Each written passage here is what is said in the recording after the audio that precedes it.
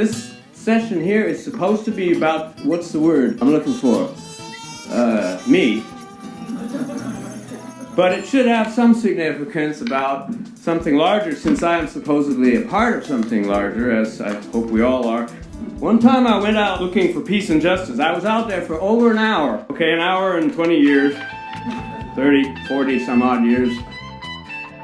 Anyway, it's a rough road. It's a long and winding road filled with bad Beatles songs and good friends and hard knocks and locks on all the doors to the future. So I roamed and I rambled, and lo and behold, actually I haven't got very far in life in some ways. My grandmother grew up at 114th and Lenox in Harlem, and I live at 116th. And there's what's across the street. That's Malcolm X's mosque. Harlem has actually gotten farther than I have. It's not clear yet in what direction. But I did manage to get born in Seattle and live in San Francisco, Sacramento, North Carolina.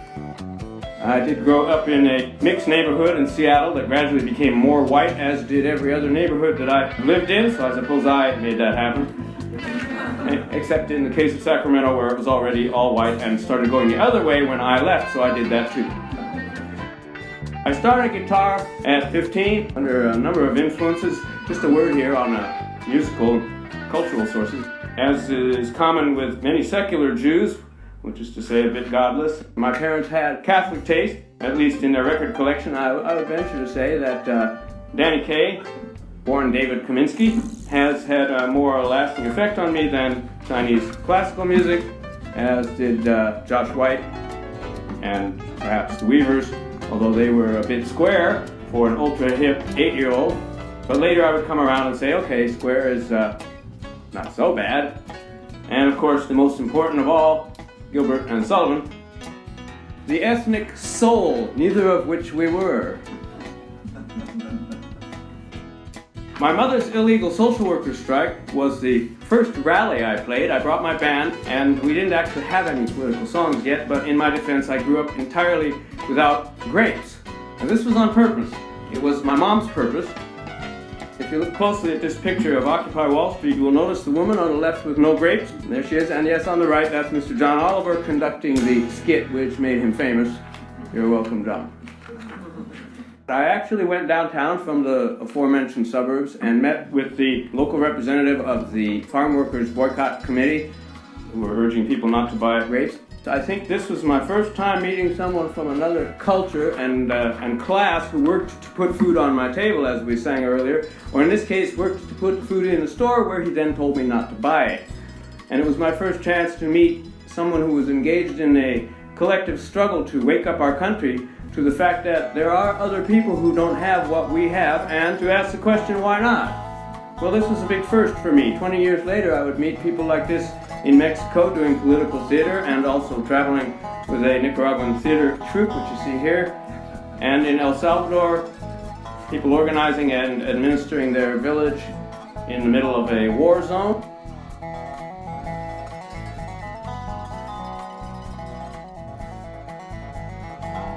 I was doing some form of journalism in high school. In fact, I was on the school paper staff, and they went out of their way to show me the censorship that would be in store if I became the editor. I got the point, and I started my own newspaper with my comrades from a district-wide dissident student organization, and of course we named it such that when it was prohibited, they would have to say, there will be no distribution of freedom of the press on campus.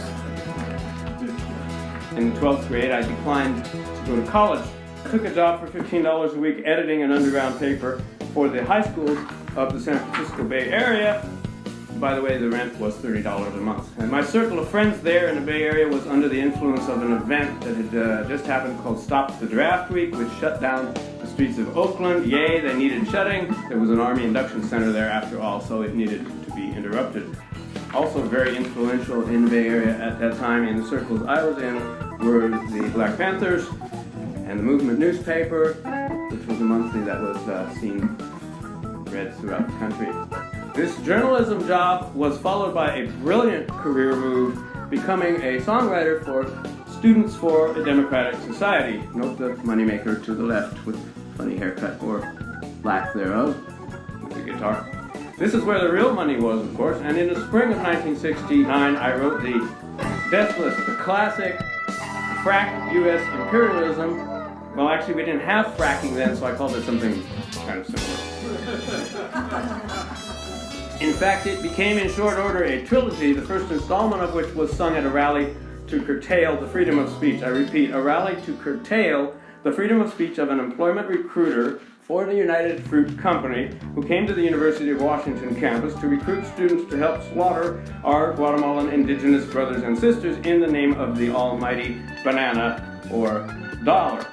This rally landed my older brother and others in the dock for some kind of charge which should have been disturbing the slaughter, but for some reason they did not call it that. And I myself, for singing the song, was honored with the title of unindicted co-conspirator.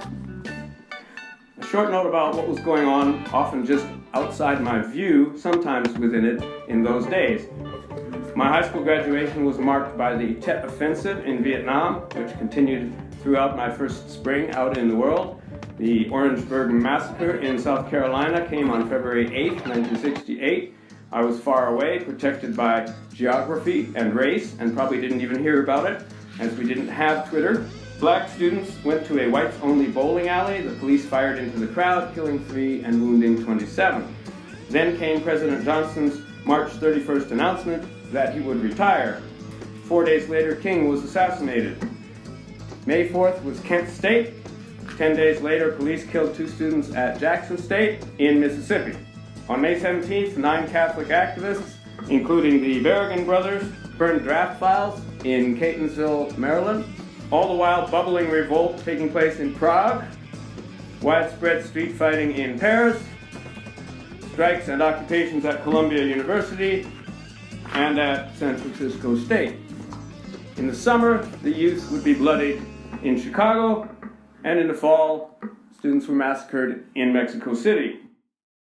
With all that going on, it only made sense that the people who were more or less in power would try to find out why people were rebelling against them. So it was that the Young Presidents Organization, a group of young-ish corporate presidents, scheduled discussions at a conference in Aspen, Colorado in the spring of 1969. They were forced by the noted scholar of youthful rebellion, Edgar Z. Friedenberg, who said he was only coming to the conference to argue there with Zbigniew Brzezinski, to invite his old comrade, yours truly, to address them on this subject. So I gave a speech. The less said about this episode, the better. There was, of course, at that time an escalation of the battles here at home on many fronts, including mine, which you see here, along with a profile as well. If they thought of me as an outlaw, it might have been partly because of this newspaper, which I helped to put together for a while in 1970. Most of it was very well-intentioned nonsense, although I'm sure we were right about a few points having to do with the struggle between the haves and the have-nots in the world. But as the military draft ended and our righteous rage, middle class as it was for some of us, burned lower, many activists moved to the country. Some found a new age. Some went underground, fighting on for a time. I, after a bit of floundering in the swirling waters of post-60s disorientation, I forgot about the drugs. Oh, never mind that. I should say I did take 5 years off of politics in the 70s, during which I did a few other things that are kind of hard to explain.